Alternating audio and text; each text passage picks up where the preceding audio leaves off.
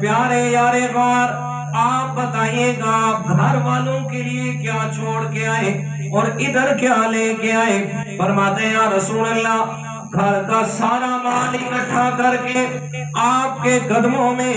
اور گھر میں صرف اللہ اور اس کے رسول کا نام چھوڑ کے آیا ہوں۔ اور علامہ اقبال نے اسی بات کو خراج تحسین پیش کرتے ہوئے فرمایا تھا، فرمایا پروانے کو چراغ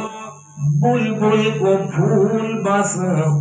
پروانے کو چراغ پھول کو بلبل کو پھول بس، صدیق کے لیے خدا کا رسول بس۔ کہتے اس کی نظر ہی صرف اللہ کے پیغمبر تک۔ اور ایک اور شاعر نے کہا، کہتے اصحاب پاک مصطفیٰ کو،